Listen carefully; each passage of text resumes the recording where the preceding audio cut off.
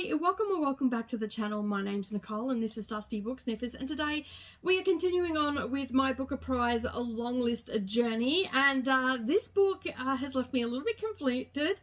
Interesting premise, strong themes, but also frustrating at the same time. So let's get started.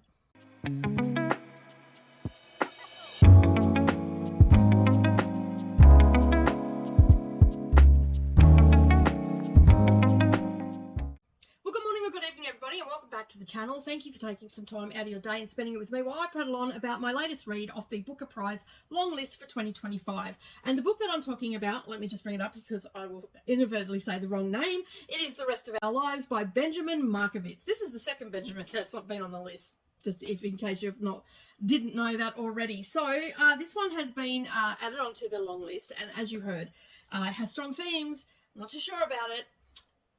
Left me wanting, I think, a little bit more. So basically we have the story of Tom.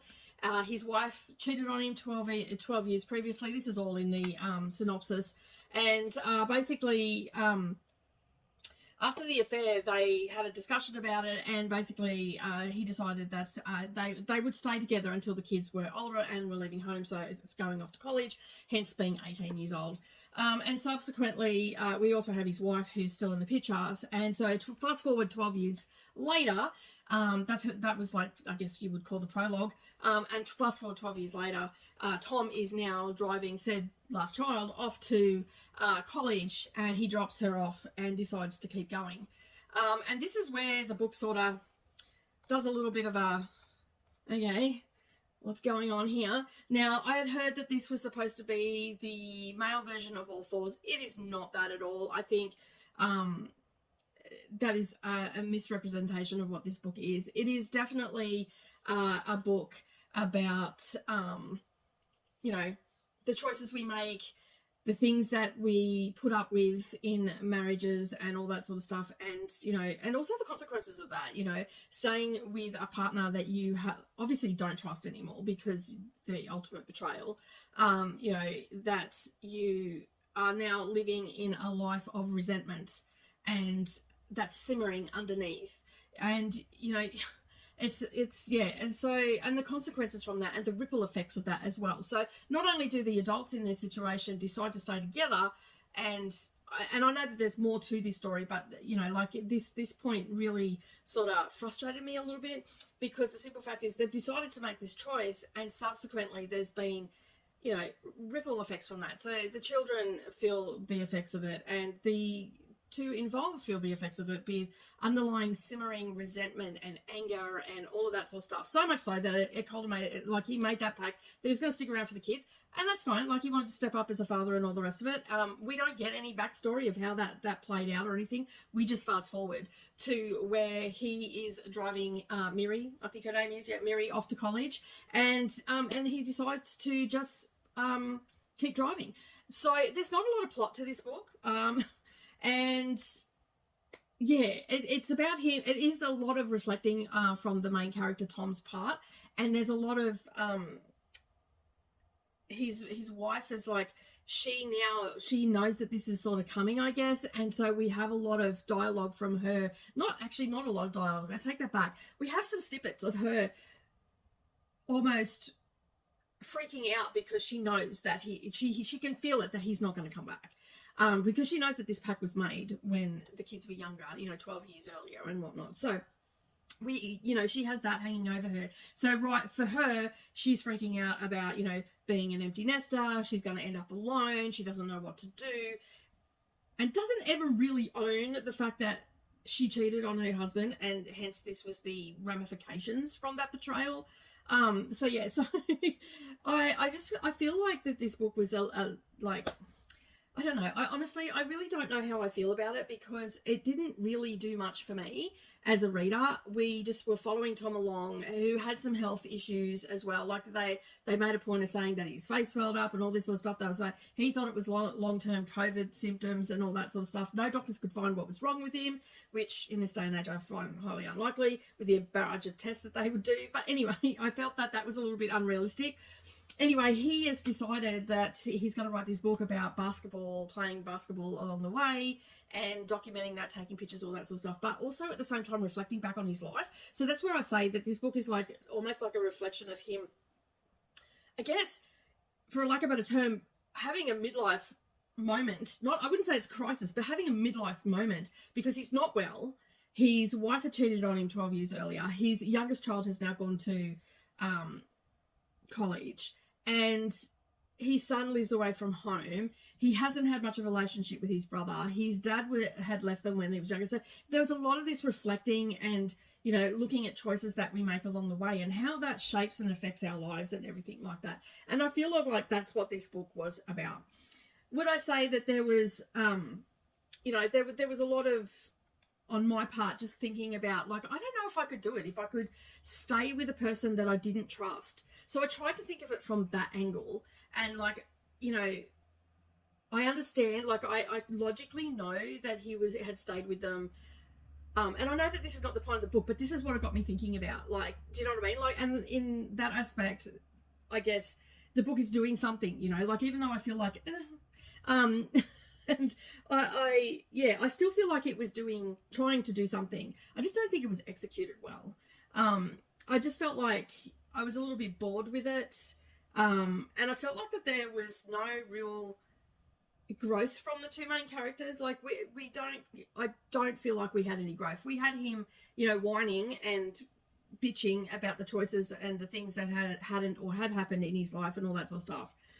And I use that term lightly because that's what it felt like. Like, I just felt like this was a middle-aged man that didn't like how his life turned out, and he was, you know, trying to figure out what he was going to do and all that sort of stuff. But I don't think that was executed very well, in my opinion. I don't for 1 minute agree with the fact that this was like all fours, because it wasn't. This was more about him taking a trip down memory lane and a road trip, and, you know, trying to recapture something, like anything from his past. And so he grabbed onto that book and started writing that book. And subsequently, you know, it turns out that his health was a lot more serious, and all that sort of stuff. Are these spoilers? Not really, because there is so much more that is going on. It is only a short book. I forget what it comes in on. I've got it here up on Goodreads. 216 pages. So it's not an overly big book, but I really feel like nothing really happened in this book as well. Like, I just feel like that we were just traveling along with him, and it was nothing exciting or anything like that. And then there was no growth from the characters. We just had this situation that was happening, and that was it. So I got to the end of the book, and I just, you know, I closed the book, and I'm just like, what? Why?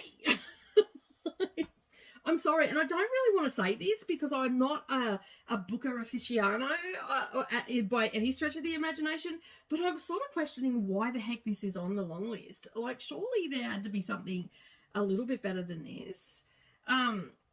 You know, I guess the only thing is that, you know, he was reflecting on his life and realizes that some of the choices that he made were probably not the best and all that sort of stuff. But still, as far as characters, because there's no real plot to this either. But as far as characters go, there wasn't a lot of growth either. So, I don't know. I wanted more. Like, I guess, you know, what didn't work for me was, you know, the pacing, not much happened.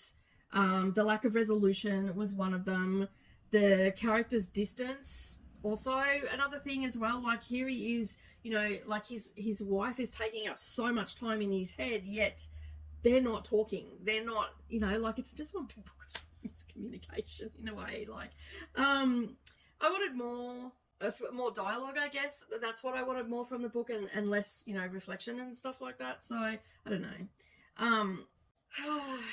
I don't know. I guess there just wasn't much to this, and I expected a little bit more, because some of the other books that I've been reading that have been short have really been packing a punch, and this one just didn't, and I just felt a little bit disappointed by it.